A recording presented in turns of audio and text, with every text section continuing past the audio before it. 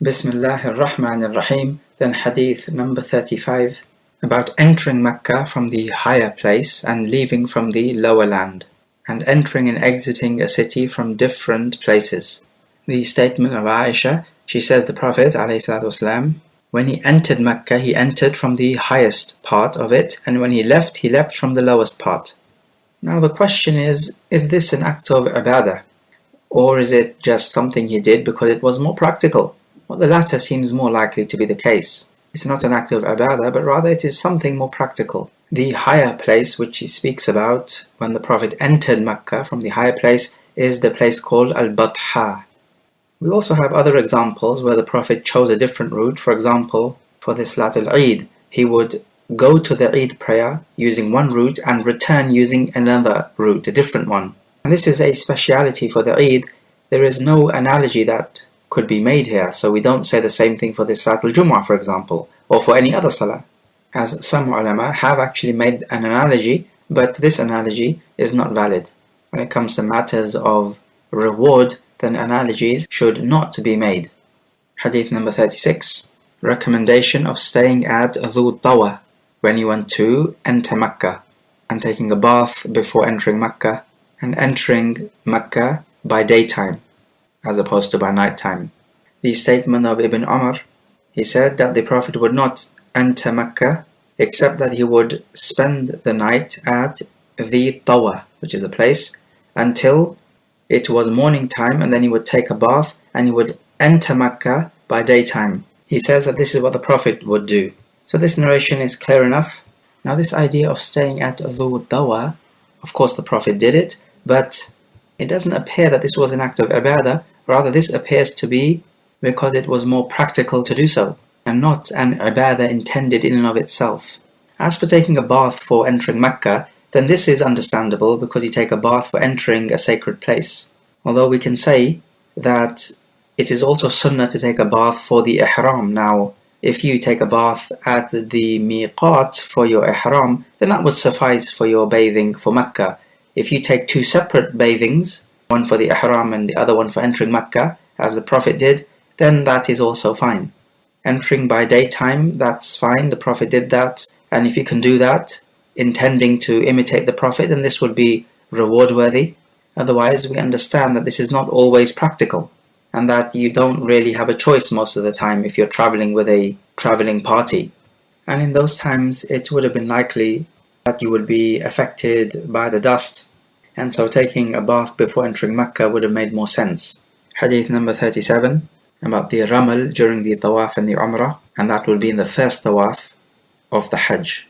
The statement of Ibn Umar radiallahu anh, that the Prophet ﷺ, when he made his first tawaf around the house, he slightly jogged 3 circuits and he walked the last 4. And in the sa'i, he would slightly jog at the bottom of the valley between Safa and Marwa, and Ibn Umar would do the same thing. Okay, so this narration talks about the ramal, both in the tawaf al-qudum, which would be the first tawaf you perform when you enter Mecca, whether you're performing the Hajj or the Umrah, and also the ramal during the middle of the valley between the Safa and Marwa. Now that bottom of the valley does not exist anymore, it's just a plain, level piece of land, but you do have those green lights which indicate when you're going to make the ramal. The question here is, do women also perform ramal because men and women are equal when it comes to the ahkam? Well, here the answer is no, and it is reported in Ad-Daraqutni that Ibn Umar said that ramal is not upon the women during the tawaf nor during the sa'i. And this seems to be the dominant opinion amongst the scholars, that the women do not make ramal, neither do they make the ittiba'. Of course, that is also specific to men, where you uncover the right shoulder during the tawaf al-qudum.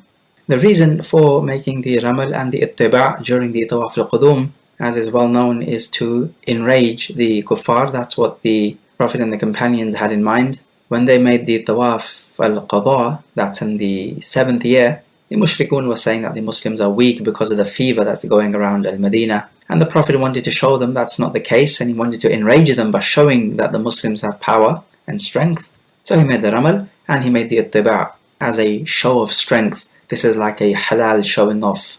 If you're practicing the sunnah in order to enrage the kuffar it's a halal showing off, because you're not performing the sunnah or an ibadah to gain praise from other people. Initially, what happened was that they would make a ramal in the first 3 circuits during the whole circuit except the place between the Yemeni corner and the Blackstone corner, because at that side the mushrikun could not see the Muslims, but at the other sides of the Kaaba they could. So it was just to show the mushrikeen that they had strength. Now during the Hajjatul Wada', the Prophet ﷺ made a ramal all throughout the circuits. So he did not walk between the Yemeni corner and the Blackstone corner, rather he made a ramal there as well. And that was in the first 3 circuits. In the last 4 you simply walk as normal. Women, of course, like we said, walk during all of the 7 circuits, and men specifically make the ittiba' in the tawaf al-qudum, not the tawaf al-ifada. And then men make the ramal as well between the 2 green lights in the mas'a, the place where you make the sa'i. Of course, women do not. Hadith 38, about touching the Yemeni corner and the Blackstone corner during the tawaf, and not the other 2 corners. From Ibn Umar, he says, I did not see the Prophet touching any corners of the house except the 2 Yemeni corners, meaning the Yemeni corner and the Blackstone corner. The 2 Yemeni corners then are built on the foundation of Ibrahim. The 2 other corners are not, because as we know, the Quraysh had a shortfall when they were building the Kaaba, when the Kaaba was destroyed. And so this touching or wiping the corners is an act of ibadah. And if it's an act of ibadah, it would be better than to touch it with the right hand. As for the Blackstone corner, it is also sunnah to kiss it. If you cannot kiss the Blackstone corner, then you can touch it with your hand and then kiss your hand. Or you could touch it with a stick and kiss the stick. If you cannot even do that, then you can indicate to it with your right hand, saying the takbir. However, one must not harm anyone else in trying to touch the Blackstone corner, because people are more sacred than the Blackstone. As for the Yemeni corner, it is not legislated to kiss it, rather you just touch it. And you don't need to indicate to it either if you cannot touch it. So the Blackstone corner is more venerated than the Yemeni corner. As for the Kaaba, then we know initially it was destroyed and the Quraysh rebuilt it, but there was a shortfall. Then after that, the Kaaba was rebuilt on the original foundations of Ibrahim alayhi salam. But then after that it was also destroyed, and it was rebuilt with a shortfall, similar to how the Quraysh rebuilt it. Then after that, the new ruler wanted to rebuild it on the foundations of Ibrahim alayhi salam, but he was told to leave it alone, because otherwise the Kaaba will become like a play toy for the rulers. They do with it as they want to. So just leave it alone forever now. And so this is how the Kaaba is as we see it. Hadith 39, about kissing the black stone. From Umar ibn al-Khattab radiallahu anhu, he kissed the black stone and he said, by Allah, verily I am kissing you, and you are only a stone. You do not harm nor benefit. And if I did not see the Prophet kiss you, I would not have kissed you. So this proves that kissing the black stone is an act of ibadah. There is a narration that the Prophet made sajda on the black stone, which means he put his forehead on the black stone, but that narration is da'if, and hence not to be acted upon. You just kiss the black stone and you can touch it with your hand. We can also learn a lesson that one should not exaggerate in his veneration when it comes to certain landmarks and items such as the black stone, because people can get far too carried away with these sorts of things. Umar radiallahu anh ordered that the tree under which the Bay'atul Ridwan took place be cut off. Why? Because people started to venerate this too much, and in future they may even take it as a place of ibadah, or a tree to be worshipped, or a tree by which to seek intercession, and so on. Because people are like that. They tend to venerate things far beyond what they are worth. Already we know that from the Christians, but many Muslims will fall into the same trap. They are not immune to this trap. Hadith number 40, about making the tawaf on a riding camel and touching the black stone with a stick if you're holding one. From Jabir ibn Abdullah radiallahu anh, he says that the Prophet during the tawaf al-wada' made the tawaf, he was riding on a camel. He also made the sa'i riding on the camel as well, so that the people can see him. He would be on an elevated place, so they could see him and ask questions, because there were so many people and they would have mobbed him if he was not riding the animal. Also from Abu Tufail, he says, I saw the Prophet making the tawaf, and he would use his stick to touch the black stone and then he would kiss the stick. Also from Salama, she says that she complained to the Prophet that she was ill, and the Prophet told her, "Tufi min wara'i nasi wa anti raqiba." Make the tawaf behind the other people whilst you are riding your animal. And so she says she made the tawaf, and the Prophet was praying at the side of the Kaaba. He was reciting At-Tur wa Kitab Mastur, meaning Surah At-Tur. So we find here that the Prophet was riding his animal as he was making tawaf around the house and between the Safa and Marwa. This is so people could see him, and that's similar to where he prayed, leading the people in prayer on the minbar, so they could see him. Now the question we would need to ask is that, is it permissible to ride on an animal during the tawaf and the sa'i when you do not have an excuse? Because in these narrations we know that the Prophet had an excuse. He needed people to see him and to ask him questions. That's a valid excuse. Salama had a valid excuse. She was ill, so she could ride the animal as she made the tawaf. But what about if you don't have any excuse? Well then no, you don't ride anything, because the idea is to actually walk. We learn from this hadith that you can kiss your stick if you have made the stick touch the black stone, if you cannot reach the black stone yourself. If you have to ride an animal whilst making tawaf, then you should be away from the other people so that you do not annoy them. Hadith 41, that the sa'i between the Safa and Marwa is from the arkan of the Hajj. From Urwa, he says that he told Aisha that I do not think that the sa'i between the Safa and Marwa is obligatory, such that if you leave it off, it will harm you.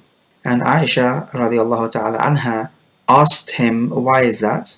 He said, because Allah says in the Quran, إِنَّ الصَّفَا وَالْمَرْوَةَ مِنْ شَعَائِرِ اللَّهِ فَمَنْ حَجَّ الْبَيْتَ وَاعْتَمَرَ فَلَا جُنَاحَ عَلَيْهِ أَنْ يَطَّوَّفَ بِهِمَا. The Safa and Marwa are from the emblems of Allah, so whoever makes the sa'i between them, then there's no sin upon him. Well, if there's no sin upon him, then it means that it's a recommendation.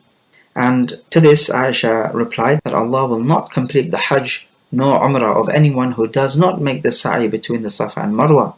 She says, if the ruling had been as you have said, then the Quran would have said, فَلَا جُنَاحَ عَلَيْهِ أَلَّا يَطَّوَّفَ بِهِمَا, that there is no sin upon him if he does not make the tawaf between them.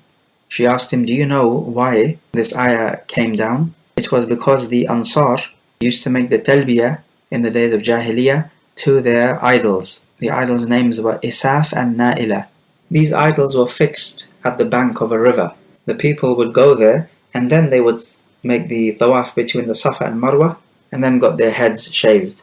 So when Islam came, the Muslims did not like to make the tawaf between the Safa and Marwa as they used to do during the days of Jahiliyyah.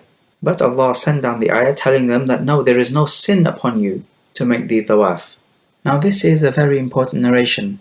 It demonstrates to us that you could read an ayah of the Quran and completely misunderstand it, and that therefore you do need a qualified and knowledgeable teacher to teach you the Quran, because clearly here Urwa misunderstood what was intended in the ayah.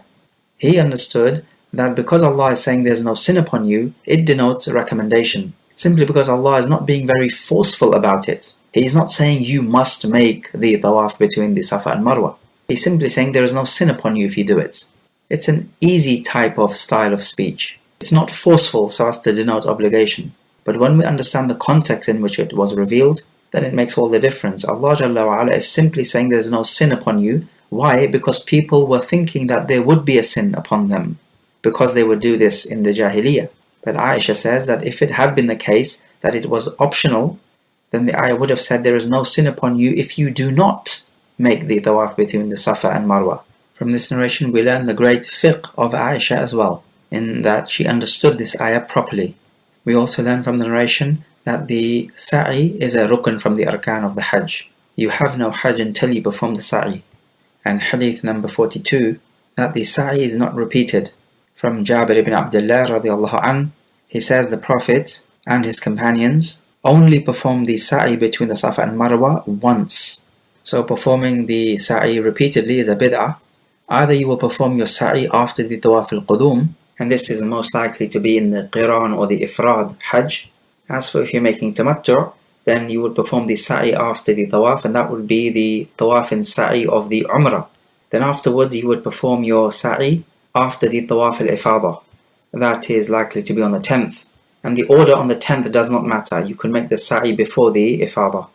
As for the Qiran or the Ifrad, you will make your Tawaf al-Qudum, that is Sunnah. Now you can make your sa'i after that if you want, but you don't have to. You can just continue on with the rest of the Hajj, and then you will come back and make your sa'i after the Tawaf al-Ifadah on the 10th. But in any case, only one sa'i is to be made, just like you do not pray 2 Salat al-Dhuhr in one day. Hadith number 43, the recommendation of continuously saying the talbiyah until you stone the Jamrat al-Aqaba on the 10th. From Al-Fadl ibn Abbas, when the Prophet was leaving Muzdalifah and also when he was leaving Arafah, he told the people, alaykum bis sakina, you must leave in tranquility. And when he reached the valley of Muhassir, he told them, alaykum bi hasal khadaf alladhi yurma bihil jamara. He ordered them to take pebbles which are to be thrown at the Jamrah. And these are pebbles like the ones you put in a slingshot to hit a bird. So it's not going to be too small nor too large. And Al-Fadl ibn Abbas also goes on to say in the narration that the Prophet kept on saying the talbiyah until he stoned the Jamratul Aqaba. So we need to know that the Prophet left Muzdalifah in the morning, in the Ghada, which is the morning. And so this is the sunnah, that you keep at Muzdalifah until you pray the Salat al-Fajr there, and then you make mention of the name of Allah, make his dhikr, until it is fairly light, but before sunrise you will leave. Also in the chapter we have the narration in which, in his way from Arafah to Muzdalifah, the Prophet stopped and he made wudu. We also know he urinated first and then made wudu. Now Ibn Umar would do this as a regular practice, as if it is some kind of ibadah. But we know that this was something which was needed to be done by the Prophet, and it is not an act of ibadah intended in and of itself. We learn a lesson here that you stop the talbiyah when you start to stone the Jamratul Aqaba, and this is going to be on the morning of the 10th, or actually it could be any time during the 10th. And so the talbiyah then is said continuously as much as you can, and particularly when you're traveling from one place to the other. Also we learn about picking up the pebbles for stoning the Jamrah. A lot of people say you do that at Muzdalifah. Now what seems to be apparent is that you can do it on the way to Mina, or you could do it at Mina itself. There will be many pebbles lying around. Some people think that it is some kind of sunnah to gather all the pebbles at Muzdalifah, but there is no evidence for that. About saying the talbiyah and takbir when you're leaving from Mina to go to Arafah. From Ibn Umar, from his father, he says that we left in the morning with the Prophet from Mina to Arafat. From us were those making the talbiyah, and from us were those making the takbir. We learn here that the issue is flexible. From Mina to Arafah, when you are traveling, you can be making the talbiyah, you can be making the takbir, or the tahleel, la ilaha illallah. The matter is flexible. The idea is that you are remembering Allah Jalla wa Ala and are not talking about worldly affairs. A lot of the time you find people making talbiyah in congregation. Now, we do not know any evidence that the Sahaba would do this. Hence, on that basis, we would say it is better to leave that sort of thing off. However, it might be that you're, let's say, with a group of people who don't know the talbiyah, and you know the talbiyah. So you say the talbiyah and they repeat after you, much like how a teacher teaches a student the ayat of the Quran. Now, if that's the intention, then that's fair enough. We cannot say this is better to be left off or this is a bid'ah. Rather, the intention is valid. Hadith number 45, pouring out or making ifadah from Arafah to Muzdalifah, and the recommendation of making the Salat al-Maghrib and Isha together at Muzdalifah on that night. Usama ibn Zayd was asked, how did the Prophet go when he left Arafah? Now, of course, Usama ibn Zayd was riding behind the Prophet when the Prophet left from Arafah to Muzdalifah. As for afterwards, when he was riding from Muzdalifah back to Mina, then Al-Fadl ibn Abbas was riding behind him. So anyway, Usama ibn Zayd said that the Prophet went slowly, and when he found a gap, he would speed up his riding animal. Also from Abdullah ibn Umar, that his father, radiallahu anhuma, said that the Prophet prayed Maghrib and Isha together, and he did not pray anything in between those two prayers. He prayed the Maghrib 3 rak'at and the Isha 2 rak'at. and Abdullah ibn Umar would pray at Muzdalifah, combining those prayers just like the Prophet did, until he met Allah, meaning until he passed away.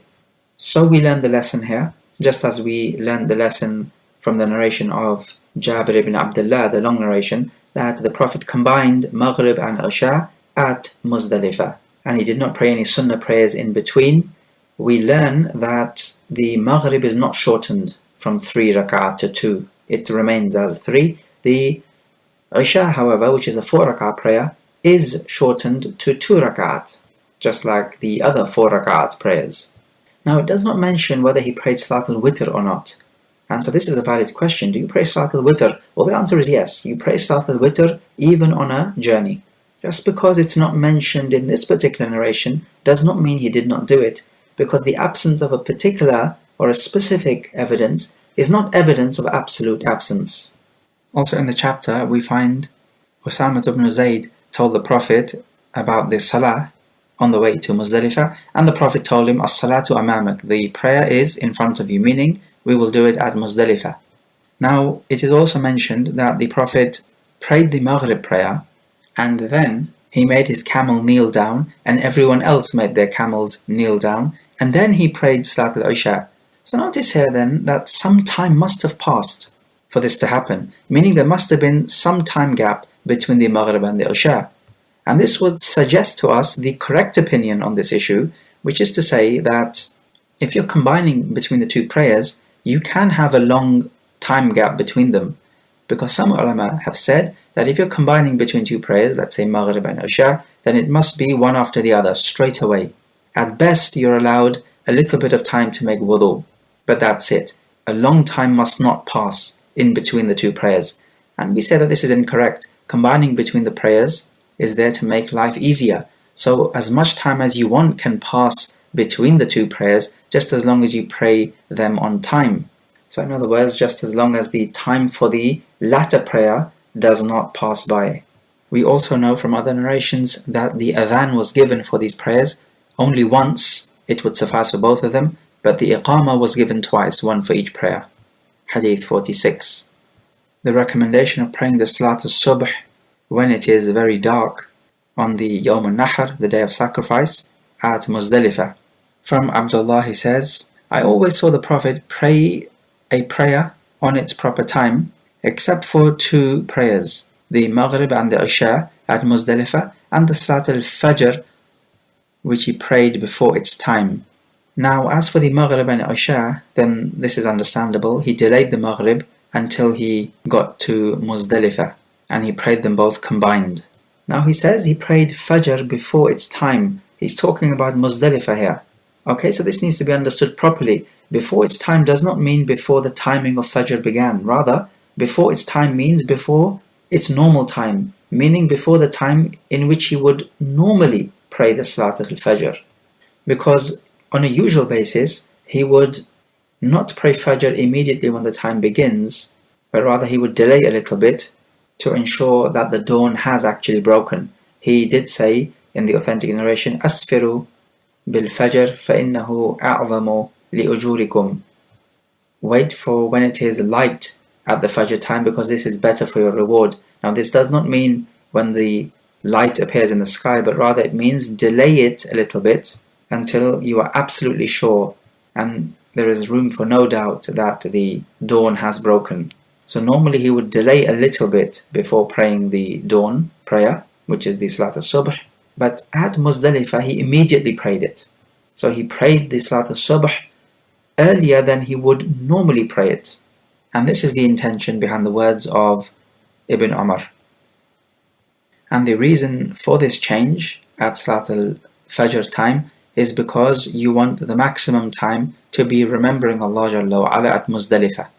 There's a few more points of benefit. We have learnt that the Prophet left Medina for Mecca from the place of the Shajara. This is the path that leads to the Masjid at Dhul Hulayfa.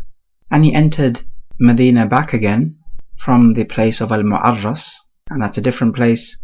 An-Nawawi says that this is mustahab, so you exit from one place and re-enter the city from another place after the Hajj. A similar thing with staying at the Tawa before entering Mecca. he says that if Dhu Tawa is not on your way, then at least stay the night at a similar distance before you enter Mecca. So in other words, some scholars will say that this action of the Prophet is intended and it is recommended to follow him, whereas the other interpretation is that this is just what was convenient for the Prophet. And so whichever opinion one follows is understandable. Also with regards to the Ramal during the Tawaf al-Qudum, be it for the Hajj or the Umrah, then the illah no longer is present as to why you should make the ittiba' and the Ramal. However, we still do it and we can justify it by saying that this is to remind ourselves of how the Muslims became strong after they were weak. Remember, the Ramal and the ittiba' was a show of strength. As for the women making Ramal, then if we have an ijma' that women do not make Ramal, then we go by that. But if some scholars were to say that women make Ramal as well, then that would be understandable because the sunnah applies equally to men and women unless we have evidence from the text. As for making tawaf on a camel or a riding animal, then we may argue that it is permissible, but it is better to walk. And even if you were to ride, it should be on the condition that you're not going to harm anyone else or cause a nuisance.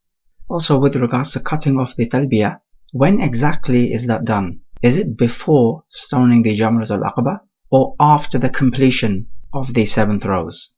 The Jumhur say it is just before throwing, meaning just before the first throw. However, there is a narration in the collection of Ibn Khuzaymah, graded to be Sahih, which says that the Prophet stopped the talbiyah after the 7th throw. So if this narration is correct, which it appears to be, then it would mean that you stop the talbiyah after the 7th throw. Though having said that, practically speaking, you do not normally expect people to be making talbiyah during the 7th throwing, especially when you have to make the takbir with every throw. It's a little tricky to fit in a talbiyah in between the throws. But nevertheless, here we have these two opinions. And with regards to the talbiyah and the takbir, it is better to make the talbiyah as much as you can, fitting in some takbirs in between, because during the time of ihram, this is the specific time for the talbiyah, whereas the takbir could be made at any time. Also a point about the salah. Now in Mina, the Prophet prayed Dhuhr, Asr, Maghrib, Isha and Salat al-Subh on their proper time without combining them, but shortening them though, from 4 to 2. The Maghrib of course is not shortened. At Arafah, he combined between the Dhuhr and Asr, shortening them. At Muzdalifah, he combined between Maghrib and Isha, shortening the Isha to 2. Now the question is the combining and the shortening only for the traveller or for literally everyone, even those who are resident in Mecca? What appears to be the weightier opinion here is that both shortening and combining is for everyone, whether you are a traveller or not, and that this shortening and combining is done because of the Hajj, not because of the travelling purposes. Note this. And the reason for this is because the Prophet did not order the residents of Mecca to complete the Salah, meaning to pray the 4 as 4. Rather, everyone prayed with the Prophet as 2, and they also combined with the Prophet as well. And this appears to be the weightier opinion out of the two opinions. Hadith 47, that the weak people from the women and other than them can leave Muzdalifah to Mina at the end of the night, or the last parts of the night, before there is going to be a huge rush at the Jamrah. As for other than them, then the recommendation is to stay at Muzdalifah until they pray the Salat al-Subh. So from Aisha radiallahu ta'ala anha, she says that the Prophet gave permission to Sauda, one of his wives, at the night of Muzdalifah to leave before the Prophet left and before the huge crowd at the Jamrah, because clearly there's going to be a lot of congestion. And she says that Sauda was a heavy woman. So Sauda left before the Prophet left, and she says the Prophet kept us all back until it was morning time and we left with him. And Aisha says that if I had asked permission to leave earlier, just like Sauda did, and the Prophet would grant me this permission, this would be more beloved to me than anything else which makes me happy.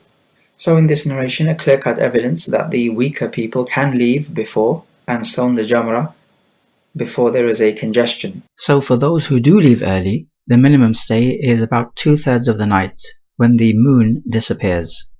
Also in the chapter, we learn that the Prophet sent Ibn Abbas with the weaker people from Muzdalifah. He sent them early. And also in the same chapter, we find that Asma radiallahu anha asked her servant, who goes by the name of Abdullah, she asked him, has the moon disappeared? He said no. So she prayed for a while, and then she asked him again, has the moon disappeared? And then eventually he said yes. And at that point she left Muzdalifah until she stoned the Jamrah. And her servant told her that we left when it was still dark. And she said there is no sin in that, because the Prophet granted permission to the women to do that, to leave earlier. And in this narration of Asma bint Umays, there is evidence that you stay for most of the night until the moon disappears, and this is going to be about 2/3 of the night, as opposed to the other opinion which says half of the night. But this opinion of 2/3 of the night is stronger and is based on this particular evidence. Hadith 48, stoning the Jamrat al-Aqaba from the bottom of the valley, and that Mecca is to your left, and you make takbir with every throw. Abdullah ibn Mas'ud threw the stones at the Jamrah from the bottom of the valley, 7 stones, and he would make takbir with each throwing of the stone. He was told that the people throw the stones from above the Jamrah, and Abdullah ibn Mas'ud replied, no, it should be done like this, by the one by whom there is no deity worthy of worship except him. This is the place of the person upon whom Surah Al-Baqarah was revealed. So we learn from this narration that Mecca is to your left, so obviously you will not be facing the Kaaba, rather you will be facing the Jamrah, and it's at the bottom of the valley, and this is how it should be done. Of course, practically speaking, nowadays there's so much rush, wherever it is comfortable for you to do so, then do it from there. We learn also that you make takbir with every throwing of the pebble, and that this is sunnah. Notice he mentioned Surah Al-Baqarah being revealed to the Prophet, but what is well known is that all of these surah were revealed to the Prophet. So why mention Baqarah in particular? Well, because Surah Al-Baqarah has many of the ahkam of the Hajj. Also note that the Mecca is to your left and Mina is to your right when you're stoning the Jamrat al-Aqaba on the 10th. Hadith 49. The recommendation of stoning the Jamrat al-Aqaba whilst riding on your animal, and the Prophet saying, take your rituals from me. From Jabir ibn Abdullah radiallahu anh, he says, I saw the Prophet stoning on the Yawm al-Nahr whilst he was on his riding animal, the camel. And he would say, لِتَأْخُذُوا مَنَاسِكَكُمْ فَإِنِّي لَا أَدْرِي لَعَلِّي لَا أَحُجُّ بَعْدَ حَجَّتِي هَذِهِ. You must take your rituals from me, because I do not know whether I will be making Hajj after this Hajj of mine. The stoning of the Jamrat al-Aqaba is like the Tahiyyatul Mina, just like you make a Tahiyyatul Masjid by praying the 2 rak'at before you sit down. Though you don't have to do it straight away, it is recommended to do so. And the sunnah is that the Prophet started with stoning the Jamrah. We know that the order on the 10th doesn't matter. You could start with anything you want to. You could start with the Tawaf al-Ifadah if you wanted to. You can start with shaving off the head if you want to. We learn here that the Prophet stoned the Jamrah whilst riding his camel. Now we know he also made the Tawaf around the house whilst riding his camel as well. But he did that for a valid excuse. Otherwise the idea is to walk, or to make the Ramal, as the case may be. However, with the stoning, the idea is to be stoning the Jamrah. Now, you could be riding an animal, you could be on your feet, you could be sitting on a chair. However you do it, the idea is to do it. And also the essential part is that the stone should fall into the basin around the Jamrah. Even if it does not hit the actual wall, no problem. It must land inside that basin to count as a valid throw. If it hits the Jamrah and falls or rebounds back out of the basin, so it did not land in the basin, then this would be an invalid throw and you must try that one again. There are ulama who take from this that if you arrive at Mina riding your animal, then you ought to stone the Jamrah also on your animal, just as the Prophet did. Hadith number 50. The recommendation of the pebbles with which you're going to stone, for them to be the size which you put in a slingshot, so fairly small.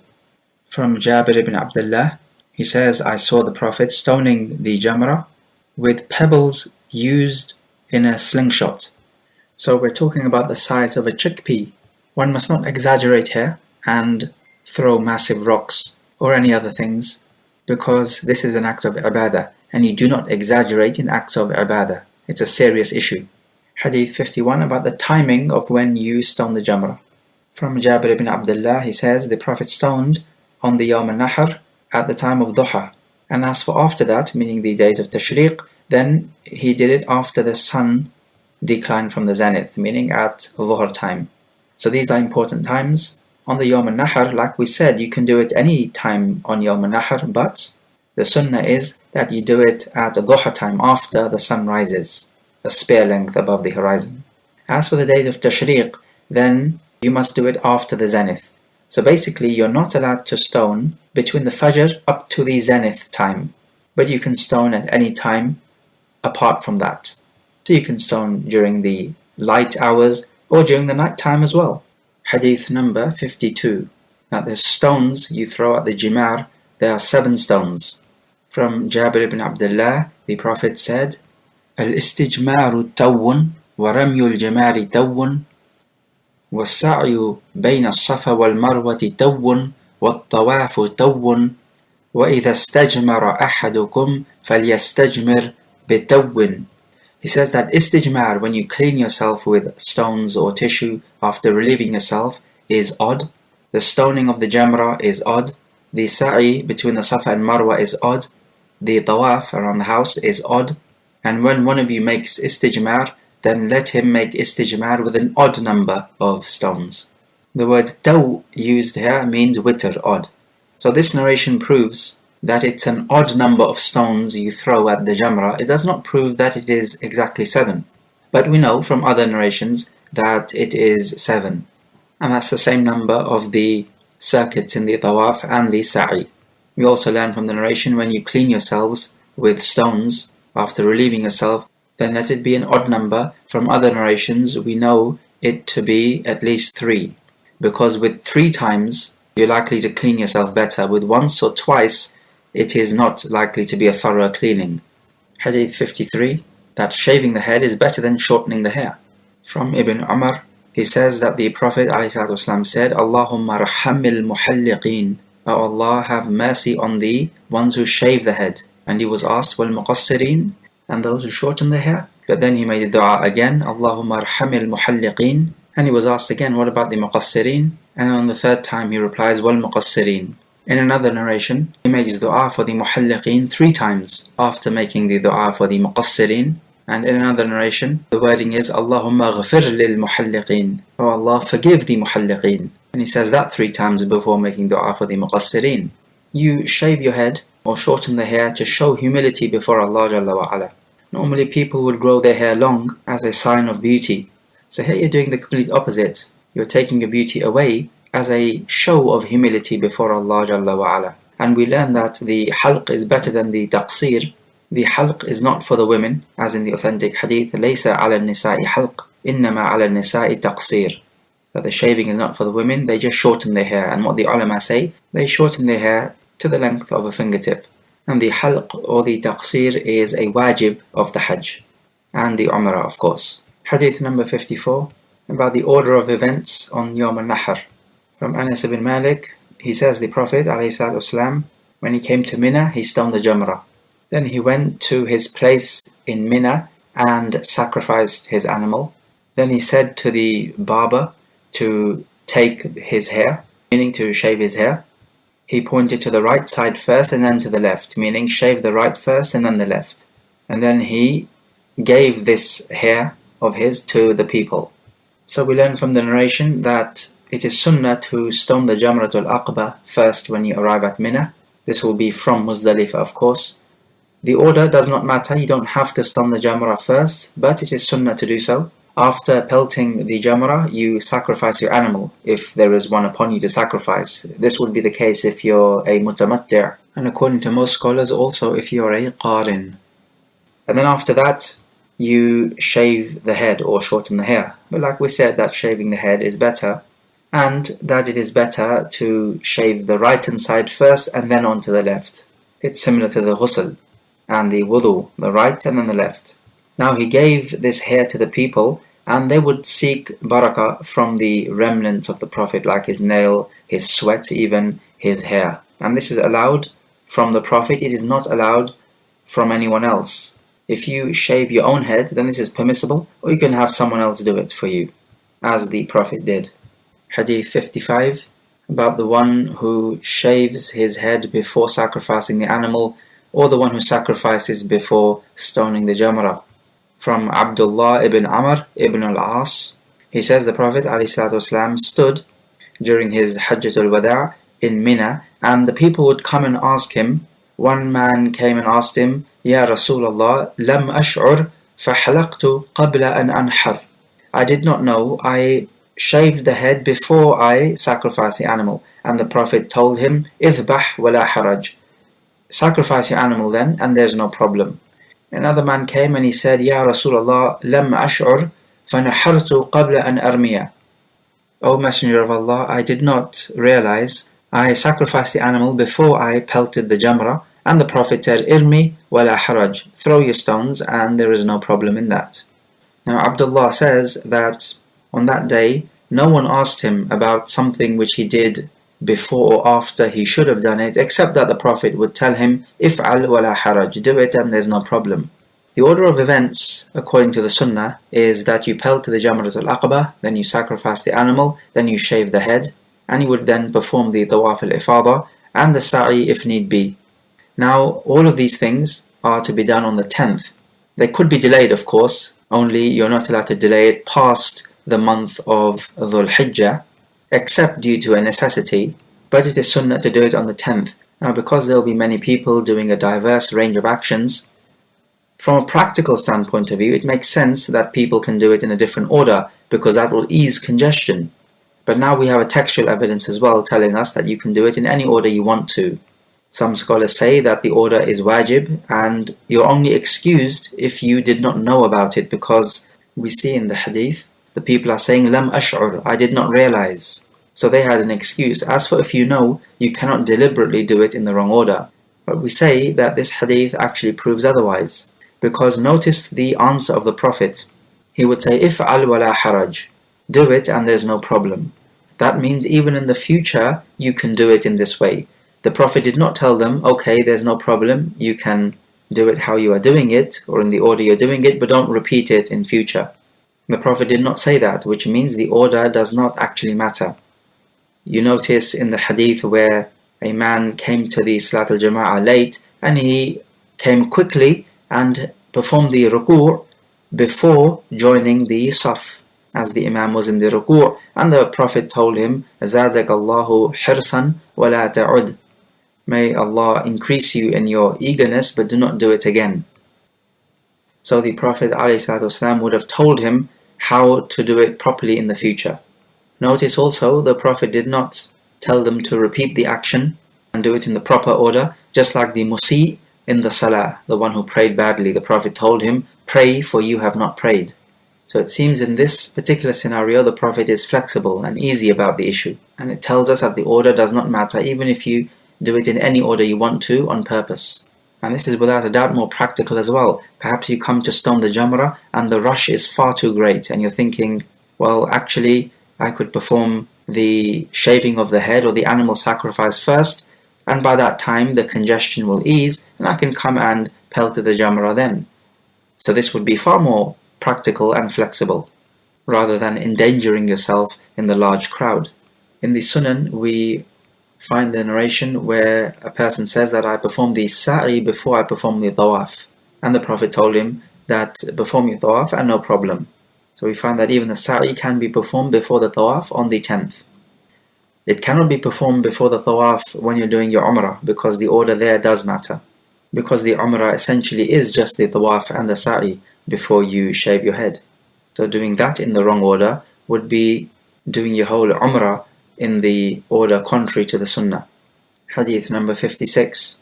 The recommendation of the Tawaf al-Ifada on the Yawm al-Nahr. From Ibn Umar radiallahu anh, he says the Prophet made the Tawaf al-Ifada on the Yawm al-Nahr. Then he returned and prayed Dhuhr at Mina. So one ought to perform the Tawaf al-Ifadah on the Yawm al-Nahr. If you delay it and perform it later on, after Yawm al-Nahr, then there's no problem, it is still valid, only you're not allowed to deliberately delay it after the month of Dhul Hijjah, unless you have a valid excuse, illness or menstruation or something of that nature. In this narration, Ibn Umar says that the Prophet prayed Dhuhr at Mina, but the narration of Jabir radiallahu anhu tells us that he prayed Dhuhr in Mecca.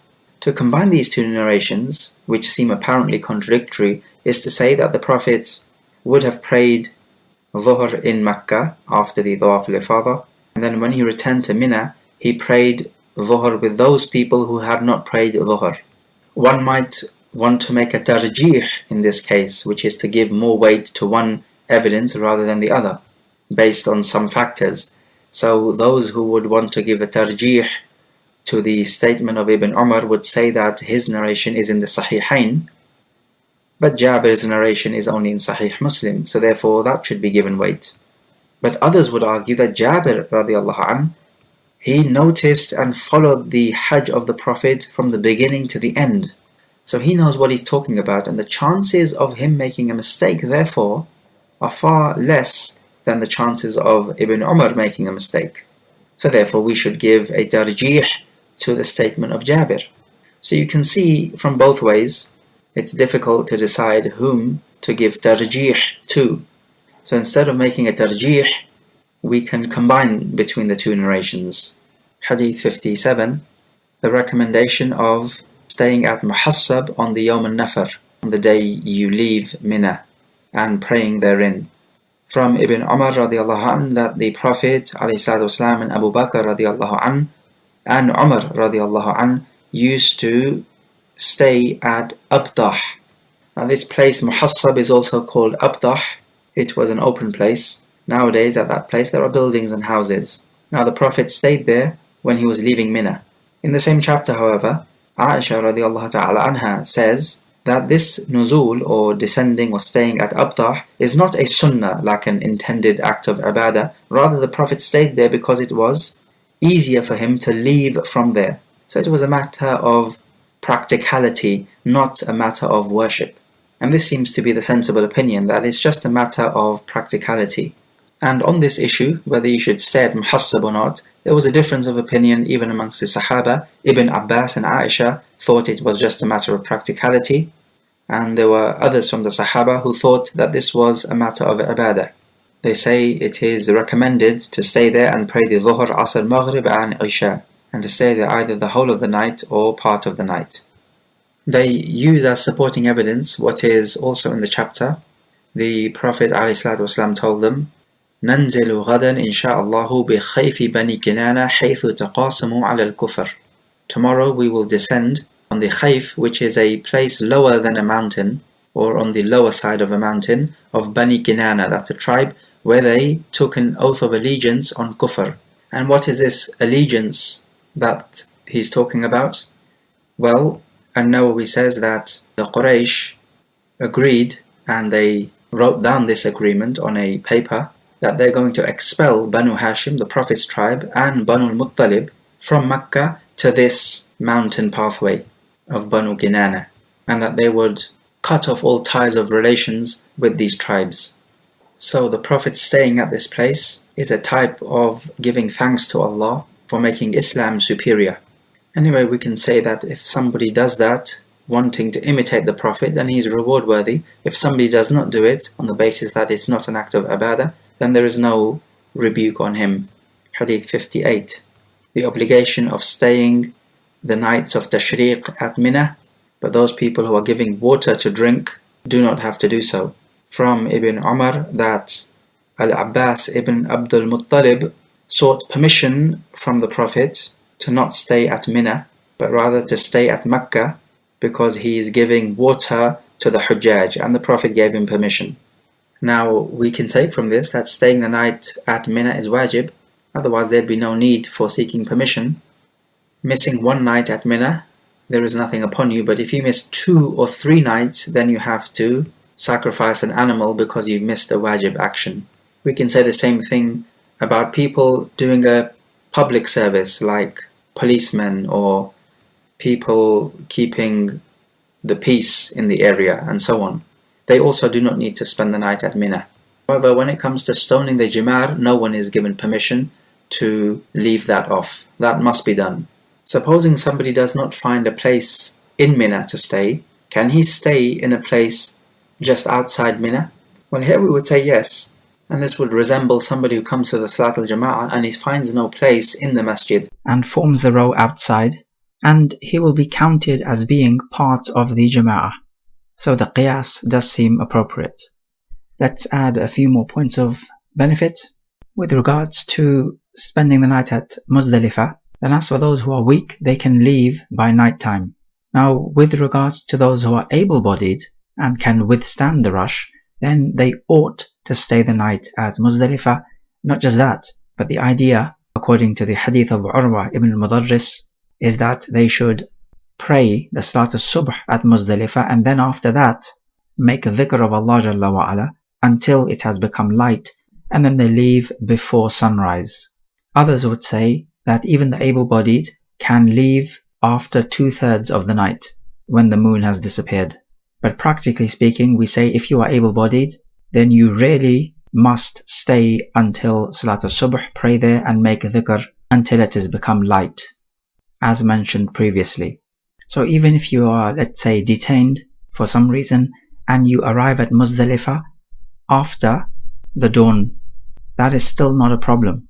You pray the Salat al-Subh at Muzdalifah and you make dhikr of Allah Jalla wa Ala at Muzdalifah until it becomes light but before sunrise, and then you depart from Mina.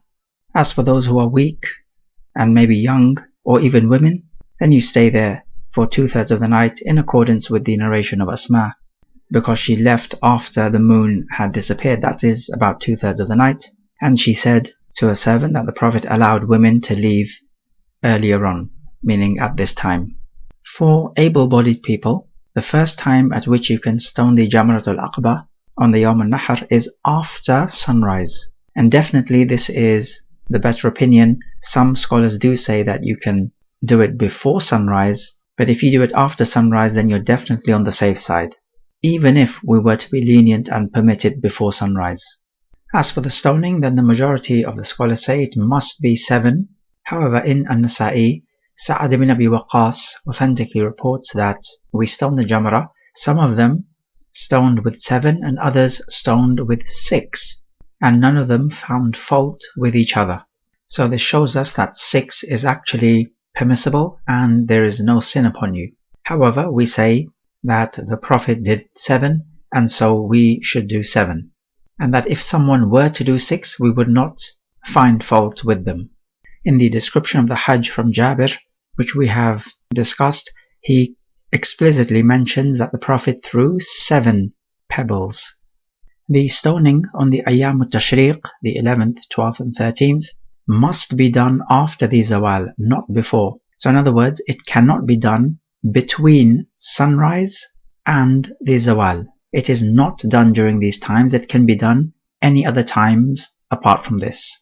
Only on the 13th, it ought not to be delayed after Maghrib, because at Maghrib the 14th would begin, and you have to do the stoning on the days of Tashriq, and that would end at Maghrib. So we would be stricter on the 13th. Note that the order matters. It must be Jamratul Sughra, then Al-Wusta, then Al-Aqaba. If the order is wrong, you must repeat the act and do it in the correct order.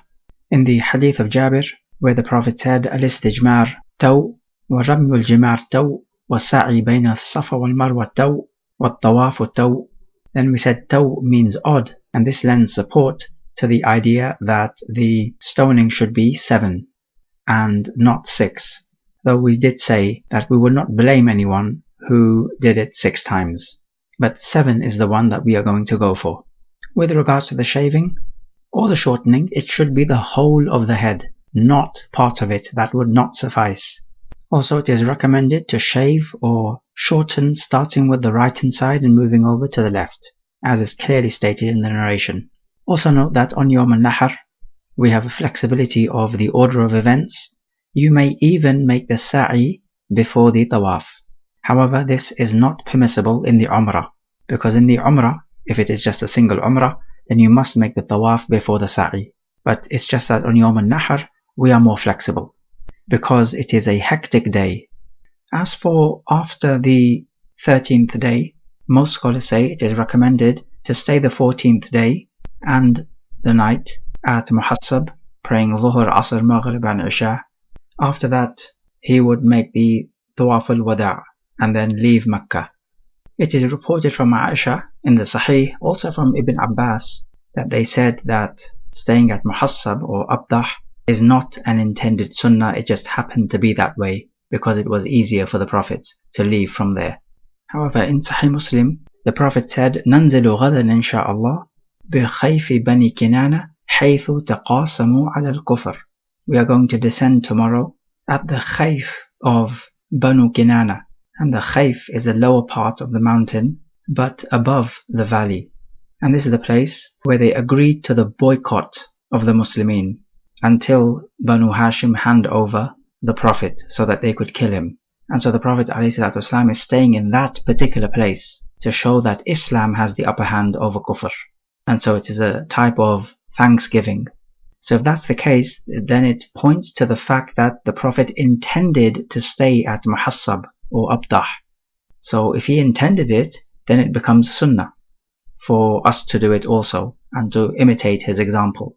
As for staying the night at Mina during the days of Tashriq, then this is wajib, and you should stay most of the night in Mina. If you are unable to do so due to reasons beyond your control, then there is nothing upon you. Otherwise, some scholars say if you do not stay the nights at Mina, meaning all 3 nights, then you have to offer a sacrifice of a sheep. There is actually not any evidence for this, but we may employ this ruling as a political measure to make sure people do as they are supposed to.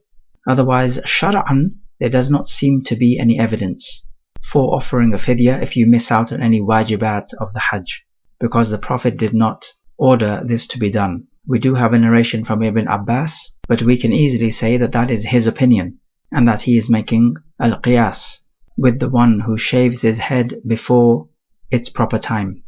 Okay, let's take some review questions. So question number 1, what can we say is the justification for making a ramal nowadays? Question number 2, the narration of Aisha and the sa'i between the Safa and Marwa shows us that knowing about the asbabun nuzul is essential. Explain how so. Question number 3, what is the timing of the stoning of the jamarat, both on Yawm al-Nahr and on the days of Tashriq?